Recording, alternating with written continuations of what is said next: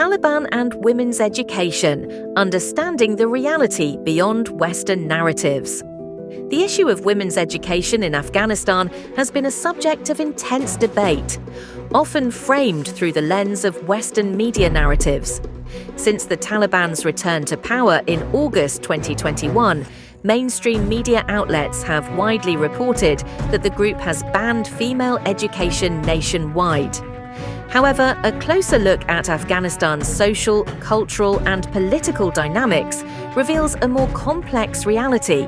The education restrictions are primarily enforced in Pashtun majority regions under the influence of the Pashtunwali Code, a deeply rooted tribal tradition rather than an inherently Islamic principle. Not all Afghans, or even all Pashtuns, subscribe to this restrictive approach to women's education. Pashtunwali, the Tribal Code. Influencing education policies. The Pashtunwali Code, a centuries-old tribal honor system, plays a significant role in shaping social norms in southern Afghanistan, particularly in Kandahar, the stronghold of the current Taliban leadership. Unlike Islamic teachings, which encourage both men and women to seek knowledge, Pashtunwali has historically placed limitations on women's mobility, including their access to education.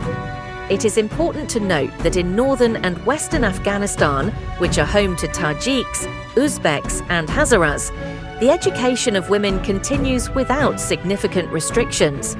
Even among Pashtuns in eastern Afghanistan and along the Pakistan-Afghanistan border, schools for girls remained operational even under the strict Taliban rule of 1996 to 2001. This regional variation indicates that the education ban is not an Islamic Taliban policy, but rather a local cultural practice enforced by certain factions within the group. Islam and women's education. Islamic teachings have historically supported women's education.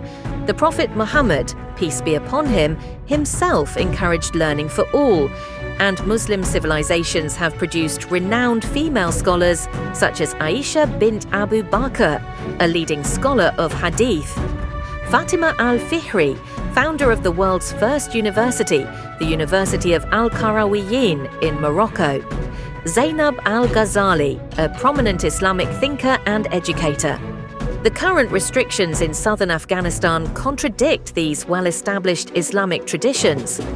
However, it is crucial to recognize that these policies are not reflective of Islam as a whole, but rather of specific tribal customs in Kandahar and nearby regions.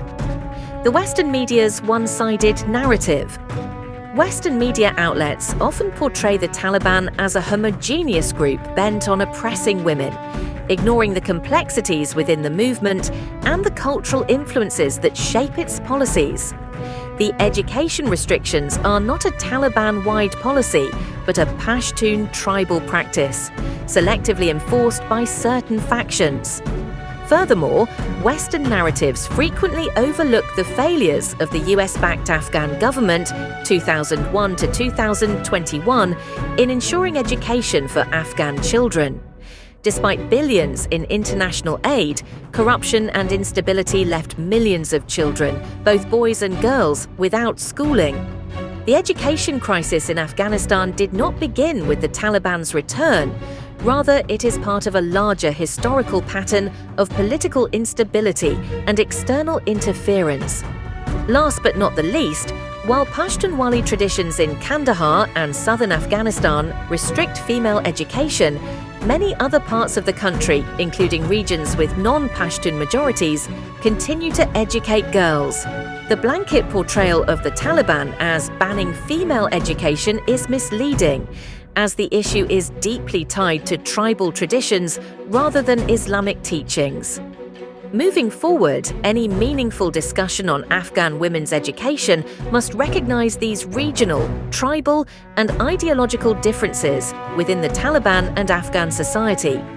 Only by addressing these internal dynamics can a realistic path toward educational rights for Afghan women be developed. Crossworld News, International News Desk.